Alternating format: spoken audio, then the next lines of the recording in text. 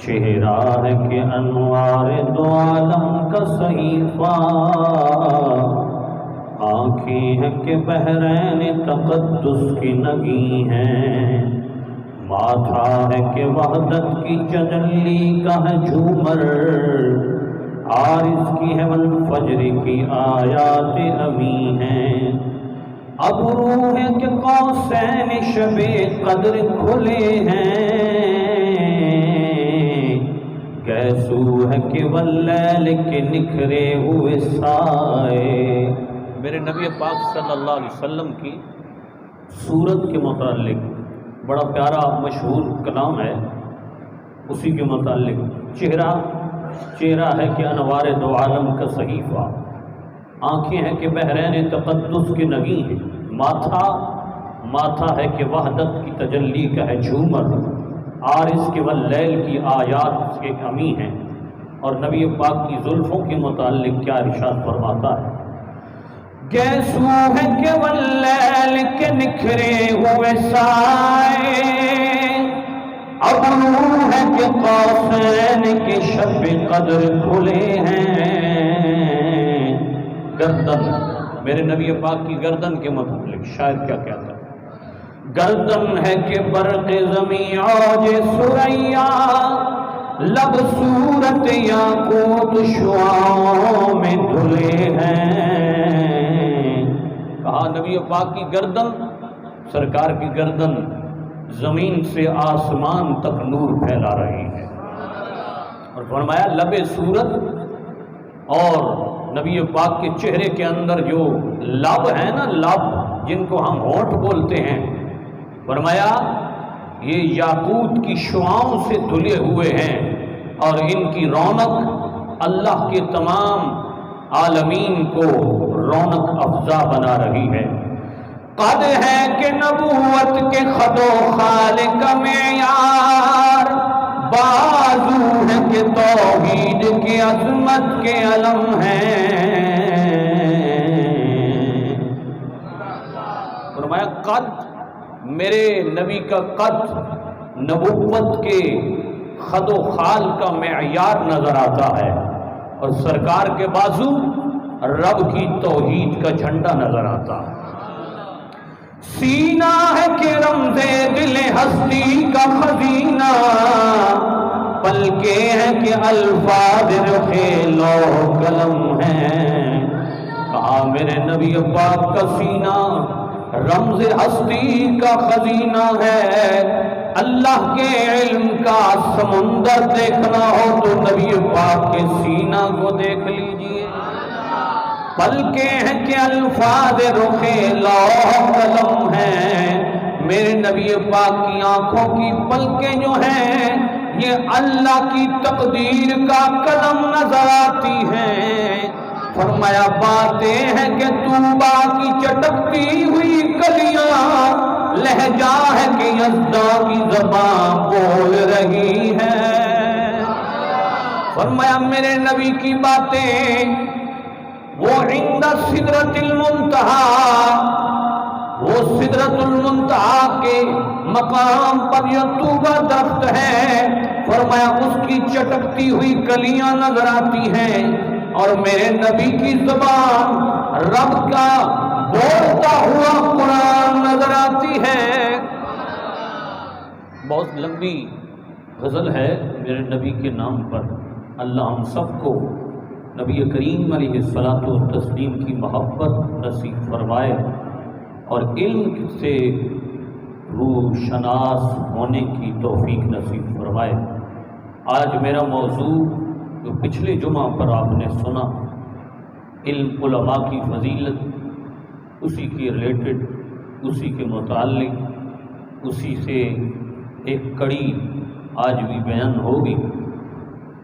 علم انسان کو بہت ہی بڑا اجر عطا کرتا ہے۔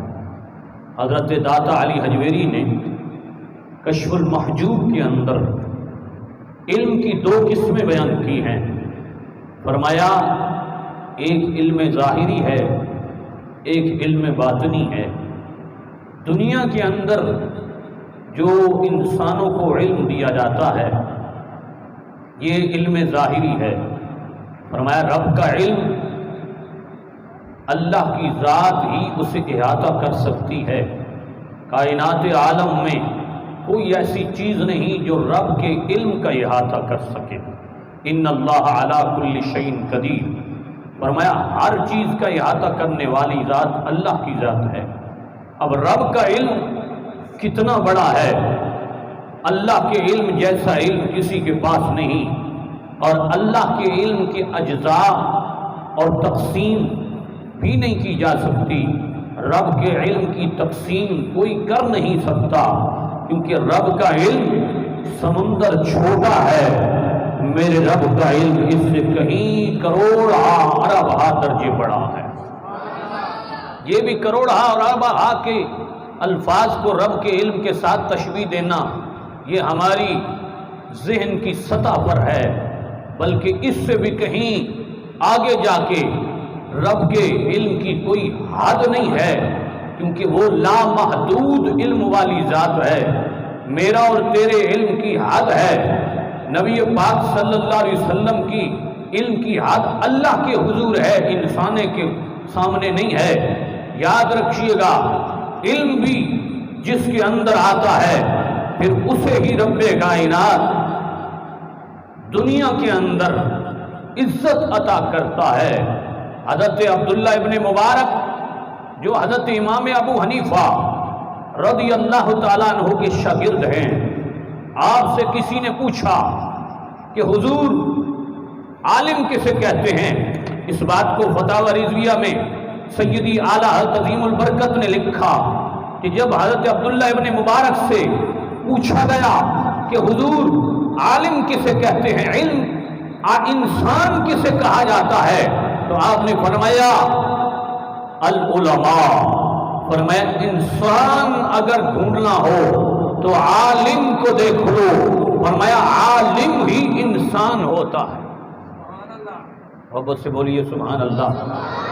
بڑی عجب بات کی عبداللہ ابن مبارک نے، سئل ابن مبارک من الناس، حضور انسان کون ہوتا ہے؟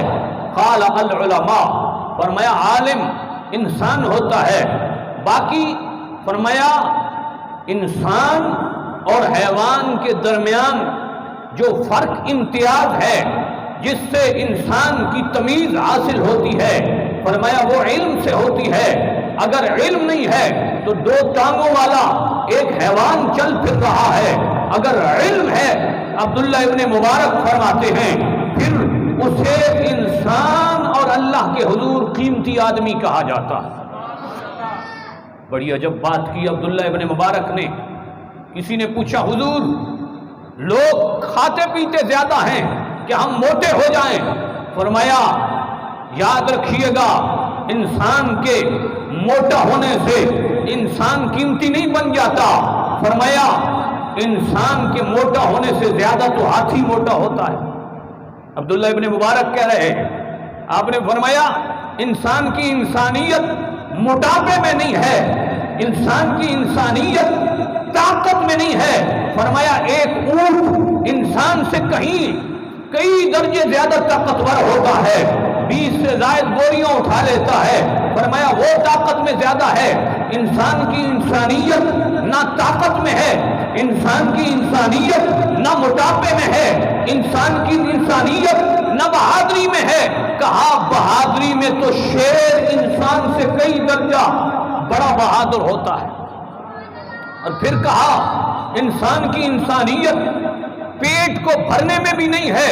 فرمایا بیل کا پیٹ، گاں کا پیٹ تو انسان نال بھی بڑا ہوتا ہے۔ فرمایا کوئی انسان کی انسانیت اس میں نہیں ہے کہ وہ زیادہ کھائے تو انسان بن جائے گا۔ حضور کس سے شرف آئے گا، کس سے امتیاز آئے گا، کس سے ہم فرق کریں گے کہ یہ انسان ہے اور یہ انسان ظاہری انسان ہے لیکن چلتا پھرتا حیوان ہے۔ فرمایا کوئی جفتی کرنے سے، جمع کرنے سے بھی انسان نہیں بنتا۔ جمع کرنے سے بھی زیادہ کوئی جمع کر لے تو کہے کہ یہ بہت بڑا انسان ہے۔ انہوں نے آگے جو مثال دی بڑا عجب ہے۔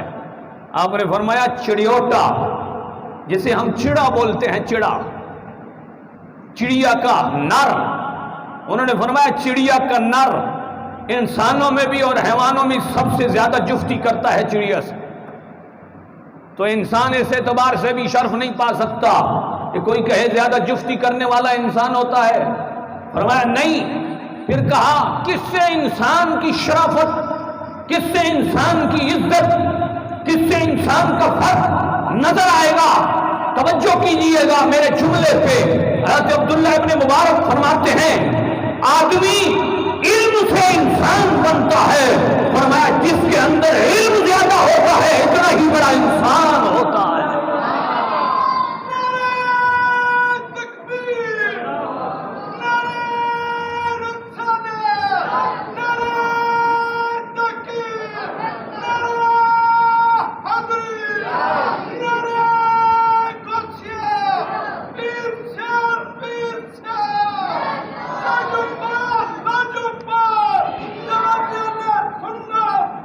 انسان کون ہوتا ہے؟ جس کے اندر علم ہو، وہ انسان ہوتا ہے۔ توجہ میری طرف آپ کی رہے۔ انسان کی ڈیفینیشن، انسان کی حقیقت عبداللہ ابن مبارک بیان کر رہے ہیں۔ آج لوگ اپنی ملکائی کو ظاہر کر کے کہتے ہیں ہم بڑے ہیں۔ میں نے کہا چپ کر رہے ملک صاحب، بڑا وہ ہوتا ہے جس کے اندر زیادہ علم ہو۔ کوئی چودھری کہے میں بڑا ہوں، میں کہوں گا چودھری صاحب ذرا ٹھٹا کر کے کھاؤ، بڑا وہ ہے جس کے اندر زیادہ علم ہے۔ کوئی بڑے خاندان سے ہو تو بڑے خاندان کے ہونے کی وجہ سے اس کو شرف امتیاز حاصل نہیں، کوئی چھوٹے خاندان سے ہو تو یہ نہیں کہہ سکتے کہ یہ چھوٹا ہے۔ چھوٹا اور بڑا ہونا یہ ہمارے درمیان میں معیار ہیں، اللہ کے حضور معیار کیا ہے؟ آئیے قرآن پڑھیے، محبت سے بولیے سبحان اللہ۔ ان اکرمکم عند اللہ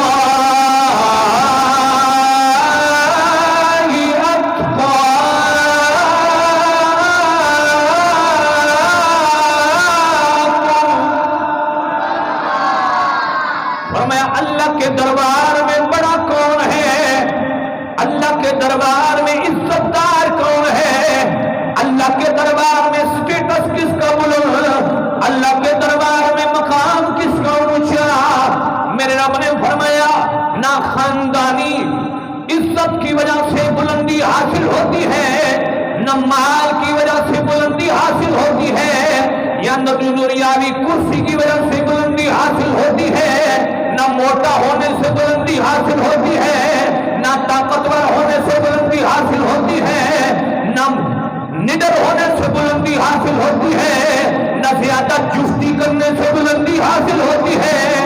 مولا کس سے بلندی حاصل ہوتی ہے؟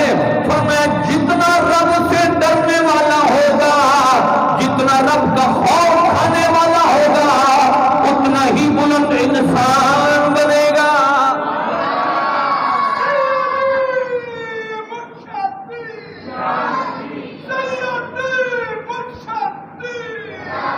آج میں نے اور آپ نے سٹیٹس بنا لیا اعلیٰ گاڑی کو، میں نے اور آپ نے سٹیٹس بنا لیا اعلیٰ بنگلے کو، میں نے اور آپ نے سٹیٹس بنا لیا اعلیٰ عہدے کو، میں نے اور آپ نے سٹیٹس بنا لیا دولت کو۔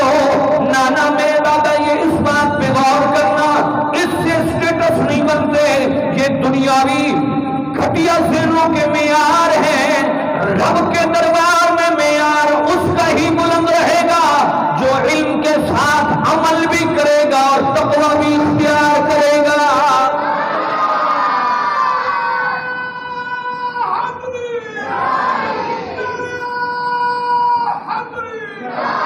بڑی مونچھیں رکھنے کے انسان بڑا نہیں ہوتا، کالیاں نہ پہن لینے سے اور شیو کروانے سے بڑا انسان نہیں بنتا، سفید کپڑا پہننے سے بڑا انسان نہیں بنتا، لمبا چوڑا رکھنے سے کوئی انسان نہیں بنتا۔ انسان بنتا ہے تو علم پڑھنے سے، اللہ کے دربار میں قبولیت جب ہو جاتی ہے تو انسان بنتا ہے۔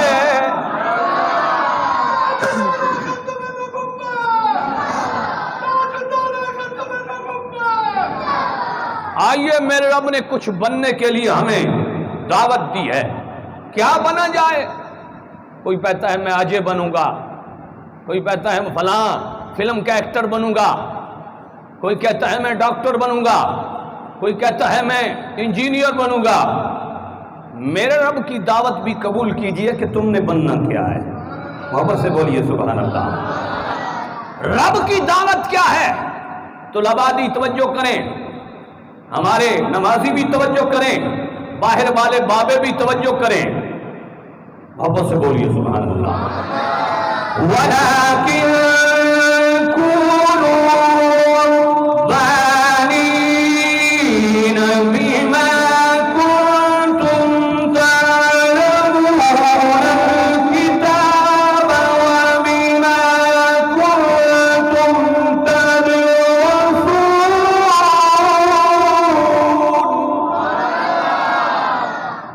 کیا بننا ہے ہم نے؟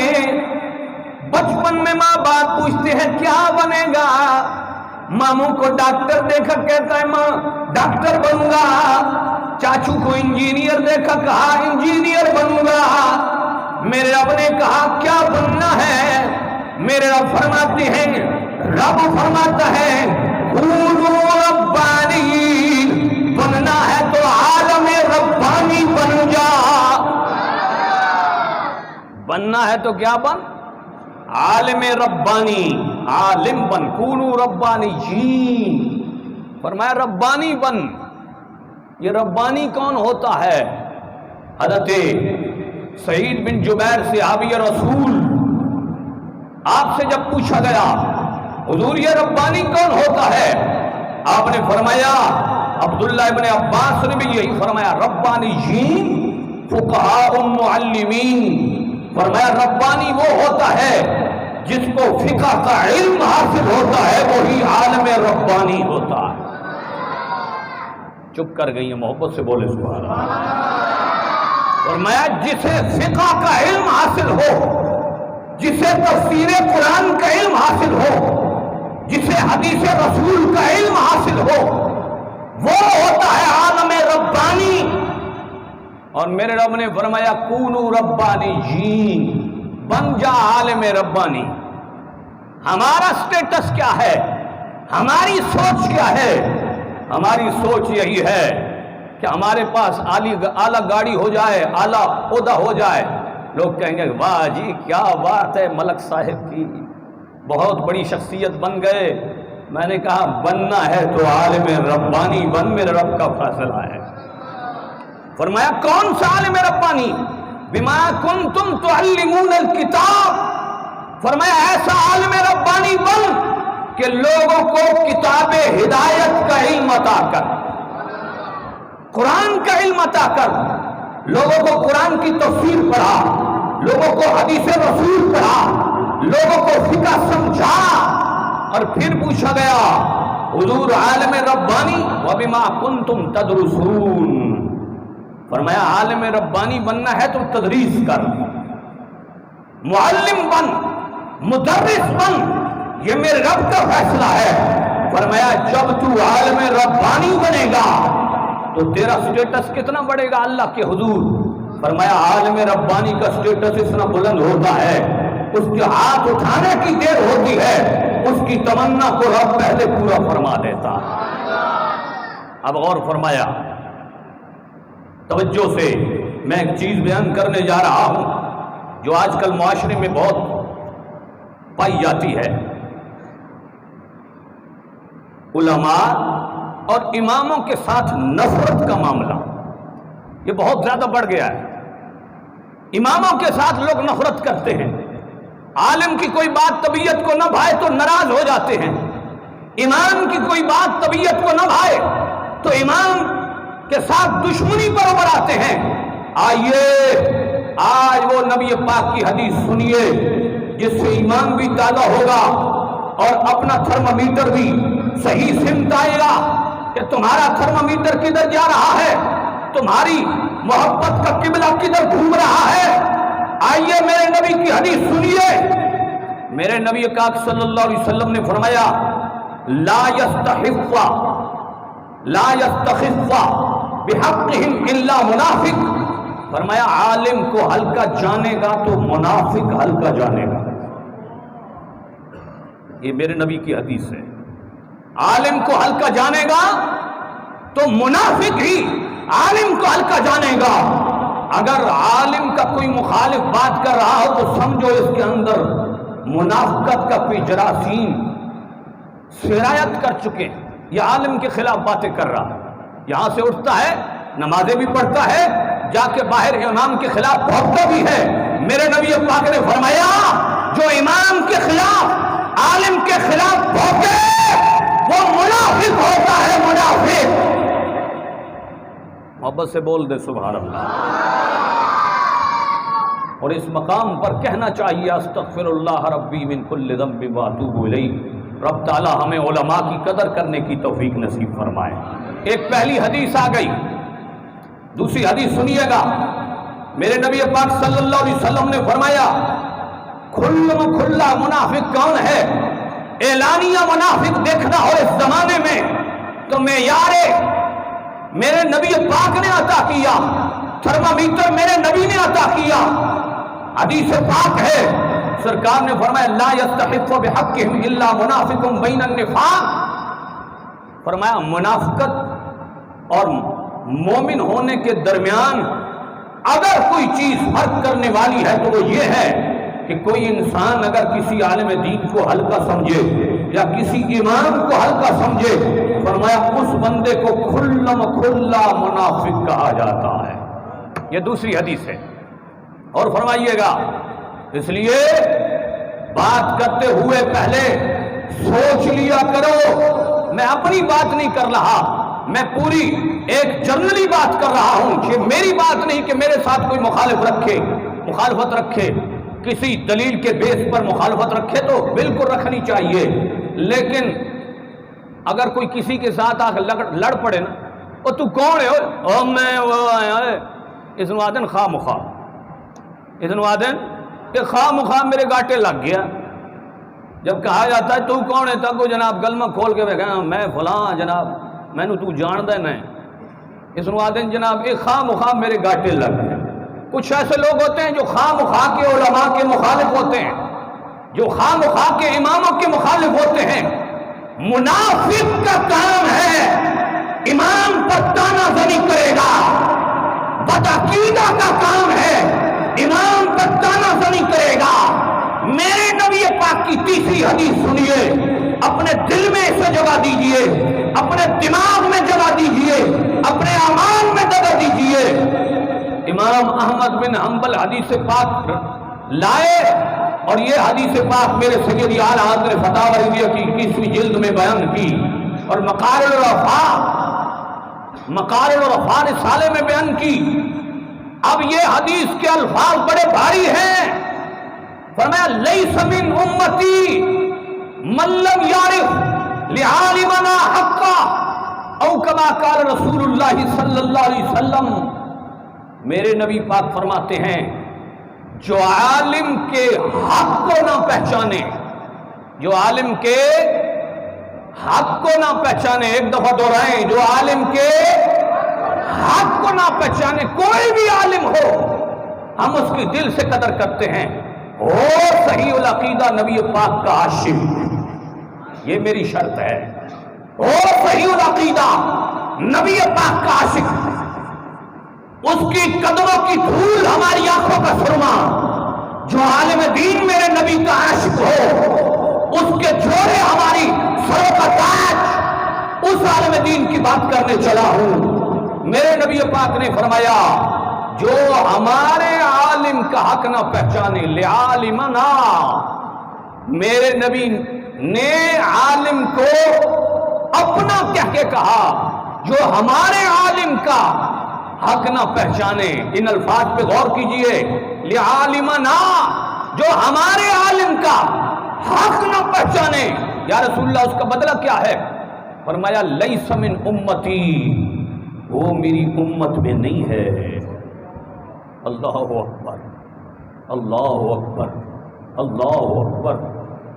ساری زندگی ایک بندہ امام کے پیچھے نمازیں پڑھے، آخر میں جا کے مخالفت شروع کر دے اور پھر کہے کہ یہ بندہ عالم ہی نہیں ہے، قیامت والے دن میرے نبی نے یہ کہہ دیا کہ لیس من امتی، تو میری امت میں سے نہیں ہے، دفع ہو جا۔ ہے کوئی جگہ اس دن چہرہ چھپانے کی؟ اس لیے غور کیجئے، علماء کی ہمیشہ قدر کیجئے۔ میرے نبی کی اس حدیث کو جب میں نے پڑھا میرا ایمان کانپ گیا۔ اس وقت پتہ چلا کہ عالم کی شان اور عالم کا دفاع صرف تو اور میں نہیں کر رہا ہے، عالم کا دفاع آمنہ کے لال نے 14 صدیوں پہلے کر دیا۔ عالم کا دفاع 14 صدیوں پہلے میرے نبی نے کیا ہے۔ غور فرمائیے گا، عالم کے ساتھ منافقت کرنا یہ انسان کو کفر تک پہنچاتا ہے۔ آئیے میں ایک فتویٰ خلاصۃ الفتاوی سے آپ کے سامنے عرض کرنے لگا ہوں۔ میری یہ شرط یاد رکھیے گا، صحیح العقیدہ عالم کی گفتگو کے متعلق یہ بات ہے۔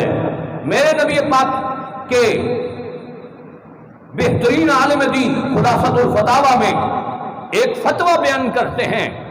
آپ نے فرمایا من ابغض عالما من غیر سبب ظاہرا خیف علیہ الکفر۔ توجہ کیجئے گا، عالم دین فرماتے ہیں جو بندہ عالم دین نال خواہ دا بغض رکھے، خواہ لفظ من غیر سبب، کوئی سبب بھی کوئی نہیں، بغیر کسے سبب دے وہ عالم دین نال بغض رکھتا ہے، عالم دین دی گل اس کو چنگی نہیں لگتی، اس کے دل دوتے بو جانا ہے۔ میرے نبی پاک کے وہ خلفاء، وہ علماء جو وراثت انبیاء کے حقدار ہیں وہ بیان کر رہے ہیں من ابغض عالما بغیر سبب ظاہرا خیف علیہ الکفر۔ فرمایا جو بندہ بغیر کسی سبب کے کسی عالم دین سے بغض رکھے، فرمایا خوف ہے کہ وہ کافر ہو کے مرے گا۔ اللہ اکبر، خوف ہے کہ وہ کافر ہو کے مرے گا۔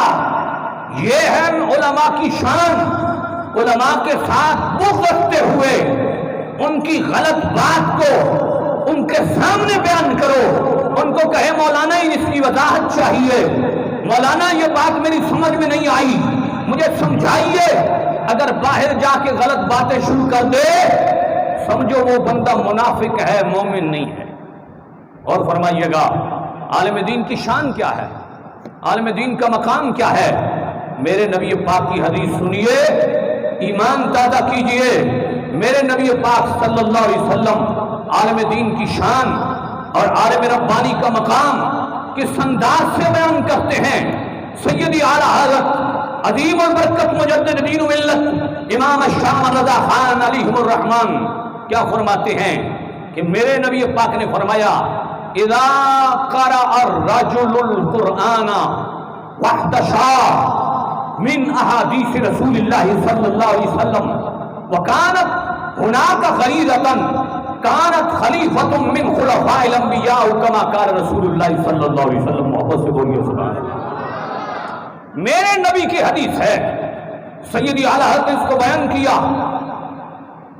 سرکار نے فرمایا اذا قرأ الرجل القرآن، جو بندہ قرآن پاک کا بہترین حافظ بھی ہو اور قاری بھی ہو، واحتشى من احادیث رسول اللہ، پہلے وہ حافظ قرآن بنے اور اس کے بعد واحتشى من احادیث رسول اللہ، جی بھر کر وہ حدیث رسول کو حاصل کرے۔ واپس سے بولیے سبحان اللہ۔ جی بھر کر وہ حدیث رسول کو حاصل کرے، پھر کانت ہناک غریرتن، فرمایا اس کی طبیعت بھی سنی کا شعار ہو، اس کا اٹھنا بیٹھنا بھی سنت مصطفیٰ کے طور پر ہو، اس کا لباس بھی سنت مصطفیٰ کے طریقے پر ہو۔ فرمایا جسے حافظ قرآن ہونے کے ساتھ حدیث رسول کا شرف حاصل ہو جائے، اور پھر تیسری شرط یہ ہے کہ وہ طبیعت بھی سلیقہ شعار رکھتا ہو، انتشار پھیلانے والا نہ ہو، بدعقیدہ نہ ہو، میرے نبی پاک سے بغض رکھنے والا نہ ہو۔ فرمایا اس کی شان کیا ہے؟ کان خلیفۃ من خلفاء الانبیاء، رب تعالیٰ دنیا میں اسے انبیاء کا خلیفہ بنائے گا۔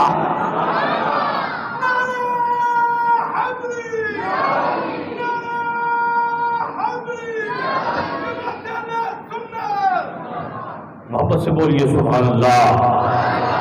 اس لیے میں طلباء کو توجہ دلاؤں گا کہ حافظ قرآن بننے کے بعد عالم دین بننا ضروری ہے، کیونکہ میرے نبی پاک نے فرمایا من قرأ الرجل القرآن، جو قرآن کا حافظ بن جائے واحتشا من احادیث رسول اللہ، اس کے بعد رسول کریم کی احادیث کو جی بھر کے پڑھے۔ ہم نے تو پڑھنا ہی چھوڑ دیا نا، ہم نے تو موبائل کی دنیا کے اندر ہماری ساری توجہ چلی گئی۔ میرے نبی پاک صلی اللہ علیہ وسلم نے کس عالم دین کے ساتھ بیٹھنے کی توجہ دلائی ہے؟ غور فرمائیے گا، حدیث رسول صلی اللہ علیہ وسلم پڑھنے چلا ہوں، سرکار دو عالم صلی اللہ علیہ وسلم کی حدیث ہے۔ سرکار فرماتے ہیں کس عالم دین کے ساتھ بیٹھنا چاہیے، کس کے ساتھ نہیں بیٹھنا چاہیے؟ فرمایا جو عالم ربانی ہو، عالم ربانی کے ساتھ بیٹھو۔ یا رسول اللہ عالم ربانی کون ہے؟ فرمایا عالم ربانی وہ ہے جو تمہیں ہمیشہ رسول کریم صلی اللہ علیہ وسلم کی طرف محبت کی طرف کھینچ کے لے جائے۔ اور میرے نبی پاک صلی اللہ علیہ وسلم فرماتے ہیں، میں نے وہ حدیث اس موبائل کے اندر قید کی، فرمایا لا تجلسوا عند کل عالم، ہر عالم کے پاس نہ بیٹھو، یہ میرے نبی کی حدیث ہے۔ لا تجلسوا عند کل عالم، ہر عالم کے پاس نہ بیٹھو۔ یا رسول اللہ عالم بھی کہا اور یہ بھی فرمایا ہر عالم کے پاس نہ بیٹھو۔ کس عالم کے پاس بیٹھنا ہے؟ کس عالم کو سننا ہے؟ میرے نبی پاک نے 5 کیٹیگریاں بیان کی، فرمایا الا الذی یدعوکم من الخمس الی الخمس، فرمایا اس عالم کے پاس بیٹھو جو 5 چیزوں سے نکال کر 5 چیزوں کی کیفیت تمہیں عطا فرمائے، جو 5 چیزوں سے تمہیں نکالے اور 5 چیزوں میں تمہاری رغبت اور محبت پیدا کرے۔ پہلی چیز فرمایا اس عالم کے پاس بیٹھو من الشک الی الیقین، جو تمہیں شک کی دنیا کے نکال کر یقین کی دنیا کے اندر جا بسائے۔ میرے نبی پاک فرماتے ہیں اس عالم کے پاس بیٹھو۔ اس عالم کے پاس نہ بیٹھو جو کہے فلاں فرقہ بھی غلط ہے، فلاں بھی غلط ہے، فلاں بھی غلط ہے، ہم ٹھیک ہیں۔ میں نے کہا حدیث رسول سے پوچھو کس عالم کے پاس بیٹھنا ہے؟ جو عالم تمہارے دماغ کے اندر شک پیدا کر دے اسے چھوڑ دو، جو تمہارے دماغ کے اندر قرآن کی محبت بٹھائے، حدیث رسول کی محبت بٹھائے۔ فرمایا من الیقین من الشک الی الیقین، جو شک کی دنیا سے باہر نکال کر یقین کی نگری کی طرف تمہیں بسائے، فرمایا اس عالم دین کا پلو پکڑ لو۔ محبت سے بولیے سبحان اللہ۔ یہ پہلی کیٹیگری میرے نبی نے بیان کی۔ دوسری کیٹیگری اور دوسرا گروہ کون سا ہے جس عالم کے پاس بیٹھنا ہے؟ فرمایا من الکبر الی التواضع، فرمایا ایسے عالم کے پاس بیٹھو جو تمہارے دل سے تکبر اکڑ نکال کر تمہارے دل کے اندر عاجزی پیدا کرتا ہے۔ فرمایا اس عالم کے پاس بیٹھو۔ یہ میرے نبی کا حکم ہے۔ کس عالم کے پاس بیٹھنا ہے؟ شیڈیول بھی دیا، میرے نبی نے وضاحت بھی دی۔ فرمایا اس عالم کے پاس بیٹھو جس کے دل کے اندر خوف ہو، جو تکبر کو نکال کر تمہیں عاجزی کی طرف لے جائے، ایسے عالم کے پاس بیٹھو۔ 2 ہو گئے۔ تیسری حالت بیان کی، فرمایا من العداوت الی النصیحہ، ایسے عالم کے پاس بیٹھو جو تمہارے دل سے بغض، دشمنی، لالچ، حسد، کینہ، تمام بیماریوں کو نکال کر نصیحت کی دنیا کی طرف لے جائے، تمہارے دل کے اندر نصیحت پیدا کرے، تمہارے دل کے اندر لوگوں کے لیے ہمدردی پیدا کرے۔ ایسے عالم دین کے پاس بیٹھو۔ اور غور فرمائیے گا یہ ہو گئے 3۔ اور چوتھا سنیے گا، میرے نبی کریم صلی اللہ علیہ وسلم نے بیان فرمایا کس عالم دین کے پاس بیٹھنا ہے، کس کے پاس نہیں بیٹھنا۔ اس کی وضاحت میرے نبی کریم صلی اللہ علیہ وسلم نے فرمائی۔ چوتھے نمبر پر میرے نبی پاک صلی اللہ علیہ وسلم فرماتے ہیں ایسے عالم کے پاس بیٹھو کہ جو من الریاء الی الاخلاص، جو تمہیں دکھاوے کی زندگی سے نکال کر خلوص کی زندگی کی طرف لے جائے۔ ایسے عالم کے پاس بیٹھو جو تمہیں دکھاوے کی زندگی سے نکال کر خلوص کی زندگی کی طرف لے جائے۔ اور فرمائیے گا ایسے عالم کا پلو پکڑو۔ اور آخری بات، 5ویں بات میرے نبی کریم صلی اللہ علیہ وسلم نے فرمائی کس عالم کے پاس بیٹھنا ہے؟ فرمایا ایسے عالم کے پاس بیٹھو جو دنیا کی محبت نکال کر اللہ رسول کی محبت تمہارے دل میں ڈال دے۔ ایسے عالم دین کے پاس بیٹھو۔ اور غور فرمائیے، یہ ہے وہ سبق میرے نبی کا جس کے ذریعے انسان عالم کی پہچان پیدا کرتا ہے۔ اب غور فرمائیے گا، ایک نچوڑ اپنی گفتگو کا میں نے داتا علی حجویری کی کتاب کشف المحجوب سے لیا۔ میری تقریر پہ غور کیجئے گا، یہ بڑی محنت سے میں نے تیار کی ہے، ترنم کے بغیر ہے۔ مجھے کہا جاتا ہے سر زیادہ لیندہ ہے تو شعر زیادہ پڑھ دے، میں آخیا چلو اس پاس ہی آ جاؤ، محبت سے بولے سبحان اللہ۔ شیخ خاتم اسم، حضرت داتا علی حجویری فرماتے ہیں شیخ خاتم اسم، اس کا نام یاد رکھیے گا، شیخ خاتم اسم۔ آپ فرماتے ہیں جب سے میں نے 4 چیزوں کا علم حاصل کر لیا، دنیا کی ہر پریشانی سے میں بچ گیا۔ آج کے دور میں ہر بندہ ایک سے دوسری پریشانی کا شکار ہے۔ کوئی غربت کا خوف اپنے دماغ میں رکھے ہوئے ہے، کوئی مہنگائی کے خوف سے خوف زدہ ہے، کوئی حکومت کے ہتھ کنڈوں سے خوف زدہ ہے، کوئی معاشرے کے حملوں سے خوف زدہ ہے، کوئی اپنے خاندان کے بیہیویئر سے خوف زدہ ہے، کوئی اپنے بھائی کی طبیعت سے خوف زدہ ہے۔ خاتم بن اسم فرماتے ہیں ان تمام پریشانیوں کا مداوع اگر کرنا ہے تو 4 چیزوں کا علم اپنے دل میں رکھ لو، دنیا کی ہر پریشانی سے تم بچ جاؤ گے۔ اللہ اکبر، کیسی کریم بات کی حضرت خاتم بن اسم نے۔ فرمایا پہلی چیز کیا ہے؟ توجہ کیجئے گا، بہت قیمتی بات کرنے چلا ہوں، آپ کے پلو میں اگر آ جائے گی، آپ کا دامن اسے جگہ دے گا، آپ کا دل کی تختی اسے لکھے گی، آپ کے کان اسے توجہ سے سنیں گے، آپ کی آنکھیں متوجہ ہوگی، آپ کی پوری طبیعت اس کو یکسوئی سے سنے گی، تو یہ بات ہمارے لیے تمام پریشانیوں کا مداوع بن جائے گی۔ کیا ہے؟ خاتم بن اسم نے فرمایا کہ پہلی چیز، فرمایا میں نے یہ نجات پانے کے لیے پہلی چیز کا علم حاصل کر لیا کہ اللہ کا مجھ پر حق ہے، میرے علاوہ کوئی رب کا حق ادا نہیں کر سکتا۔ فرمایا جتنے فرائض شریعہ ہیں وہ مجھ پر حق ہیں اللہ کا، فرمایا میرے علاوہ کوئی ادا نہیں کر سکتا، اس لیے میں نے پہچان لیا کہ فرائض میں نے ہی ادا کرنے ہیں، میری جگہ کوئی اور ادا نہیں کر سکتا۔ یہ پہلی چیز ہے تمام پریشانیوں کو ختم کرنے کے لیے، یہ پہلی چیز ہے۔ فرمایا نماز کی پابندی، صاحب نصاب پر زکوٰۃ کا ادا کرنا، صاحب استطاعت پر حج کا ادا کرنا، یہ فرائض جو انسان پر لاگو ہوتے ہیں، فرمایا اس کا حق اسی ذات پر ہے، اس کے علاوہ کوئی ادا نہیں کر سکتا۔ کوئی مولوی کو کہے جناب عصر کی نماز میری جانب سے آپ ادا کر دیں، ہو جائے گی؟ ہو جائے گی؟ محبت سے بولیں، نہیں ہوگی نا۔ تو حضرت خاتم بن اسم پہلی چیز بیان کر گئے۔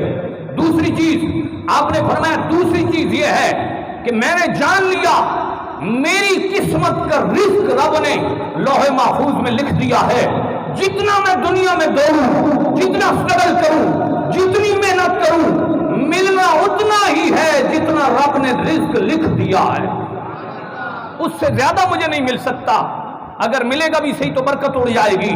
فرمایا یہ دوسری چیز ہے، جب سے میں نے جان لیا کہ میرا رزق میرے رب نے لکھ دیا ہے، اس سے نہ زیادہ ملے گا نہ کم ملے گا، جتنا لکھا ہوا ہے اتنا ملے گا۔ فرمایا اس دن کے بعد مجھے صبر آ گیا، مجھے جتنا مل جاتا ہے میں اللہ کا شکر ادا کر لیتا ہوں۔ اگر یہ بات کسی کے پلو میں آ جائے تو وہ بہت ساری پریشانیوں سے بچ جائے گا، لیکن ہم صبح سے شام تک یہی کہتے ہیں کہ حال وہ تھوڑا یہ بینک بیلنس نہیں بڑھ رہا، اور ہونا چاہیے۔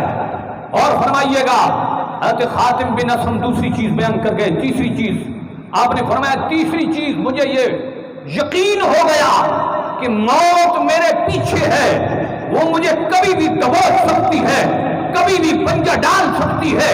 فرمایا میں نے ارادہ کر لیا کہ موت کے لیے میں نے ہمیشہ تیاری رکھنی۔